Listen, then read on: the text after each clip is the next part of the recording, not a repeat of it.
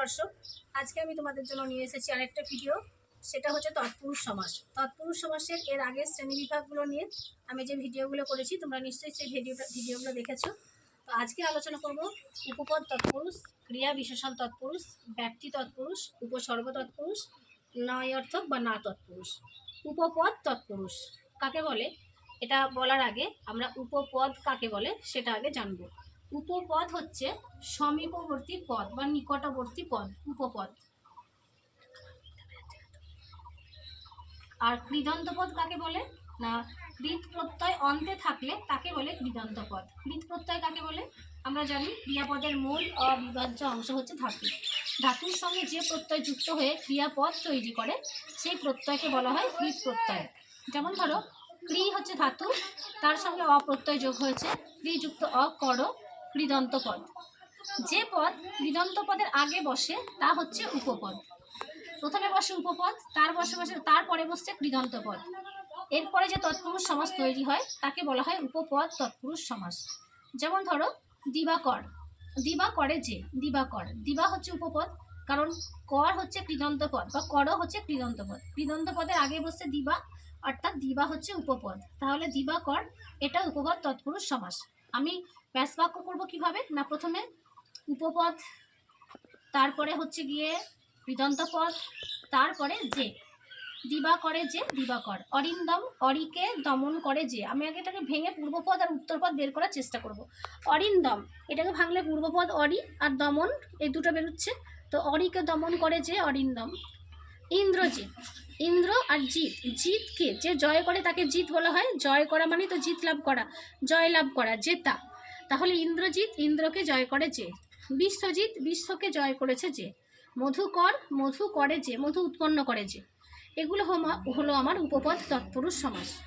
এরপরে আমি আসবো ক্রিয়া বিশেষণ তৎপুরুষ সমাস। ক্রিয়া বিশেষণ অর্থাৎ বিশেষণ পদটা ক্রিয়ার হবে, ক্রিয়াপদের বিশেষণ বোঝাবে, তাকে বলা হচ্ছে ক্রিয়া বিশেষণ, তাই তো। তো এখানে কি হবে, ব্যাস বাক্য করার প্রথমে থাকবে আমার পূর্বপদ, সেটা হচ্ছে ক্রিয়া বিশেষণ বাচক পদ, আর উত্তর পদ যে থাকবে সেটা হবে কৃদন্ত পদ। যেমন ধরো, অর্ধ মৃত, অর্ধ এটা হচ্ছে ক্রিয়া বিশেষণ, আর মৃত এটা হচ্ছে কৃদন্ত পদ।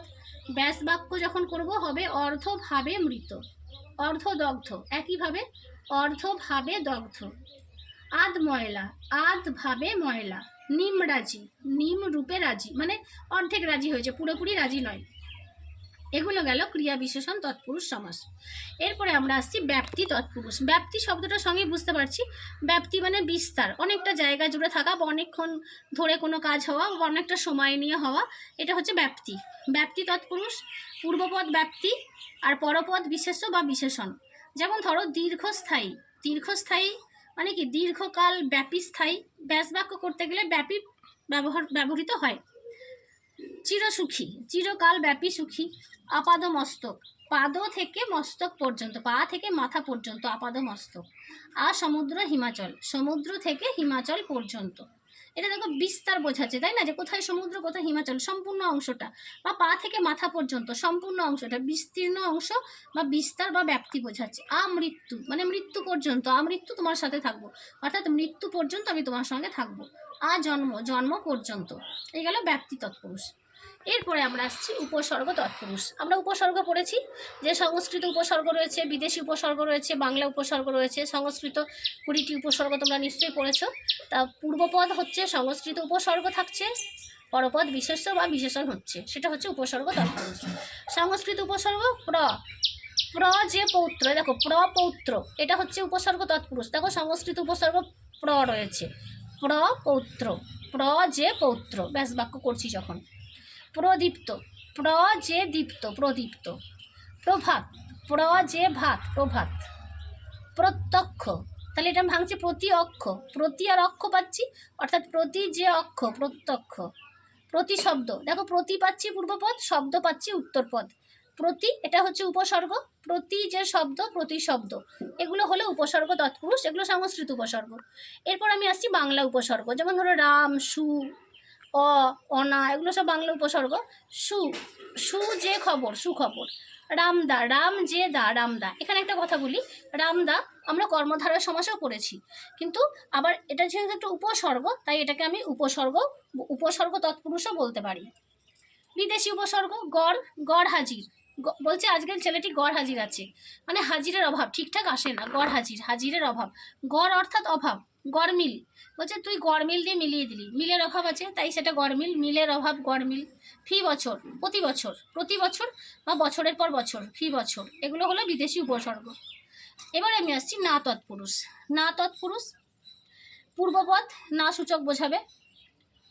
না, নয় চেনা, অচেনা, বলছে ছেলেটি আমার অচেনা, অর্থাৎ ছেলেটা আমার চেনা নয়, নয় চেনা, অচেনা। অজানা, নয় জানা, অজানা। অকাজ, নয় কাজ, যেটা কাজ নয়। অসাধু, নয় সাধু, লোকটা সাধু নয়, অর্থাৎ অসাধু। তো এগুলো হচ্ছে না তৎপুরুষ। এবার একটা কথা বলি, না তৎপুরুষের ক্ষেত্রে দেখবে পরপদের প্রথম বর্ণ যদি ব্যঞ্জন বর্ণ হয় তাহলে নয় স্থানে অ হবে। কেমন সেটা? এই যে নয় চেনা, অচেনা, চ ব্যঞ্জন বর্ণ, সেই জন্যে যখন আমি সমাসবদ্ধ পদ করছি তখন নয়ের স্থানে কি হয়ে গেল? অ হয়ে গেল। ঠিক তেমনিভাবে বর্গীর জ ব্যঞ্জন বর্ণ, তাই নয়ের স্থানে যখন সমাসবদ্ধ পদ করছি অ হয়ে যাচ্ছে অজানা। এবার আসছি, যদি প্রথম বর্ণ ব্যঞ্জন বর্ণ না হয় স্বরবর্ণ হয় তখন কি হবে?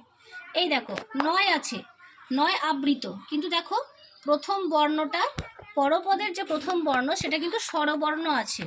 স্বরবর্ণ থাকলে কিন্তু তখন হয়ে যাবে অন, তাহলে নয় আবৃত অন, তার সঙ্গে আ যোগ হচ্ছে অনাবৃত। নয় উচিত, নয়ের জায়গায় অন হলো অন, তার সঙ্গে উচিত অনুচিত। নয় আহার, অনাহার। তেমনিভাবে নয় বালক, না বালক, নয় জানা, না জানা, নয় রাজি, না রাজি, নয় মিল, গড় মিল, নয় রসিক, বেরসিক, নয় ঠিক, বেঠিক, নেই জোর, বিজোর, নয় পথ, বিপথ, নয় দেশ, বিদেশ। নেই দেশ কিন্তু হবে না, যেটা আমার দেশ নয় সেটা হচ্ছে বিদেশ, তাই না? নেই দেশ মানে তো দেশই নেই। নেই আশা, নিরাশা, নেই ভেজাল, নির্ভেজাল, নেই খুঁত, নিখুঁত, এগুলো সব হচ্ছে না তৎপুরুষ। এই আমার ছিল তৎপুরুষ সমাস। তৎপুরুষ সমাসের সমস্ত শ্রেণী বিভাগ আমি আলোচনা করে দিয়েছি, তোমরা আমার আগের ভিডিওগুলো দেখবে। পরবর্তী আমি ভিডিও নিয়ে আসবো অন্য কিছু সম্পর্কে, সেটা হতে পারে বাক্য পরিবর্তন। পরের ভিডিও তোমাদের সঙ্গে দেখা হবে। আমার ভিডিওটা পারলে সাবস্ক্রাইব করো, লাইক করো আর শেয়ার করো।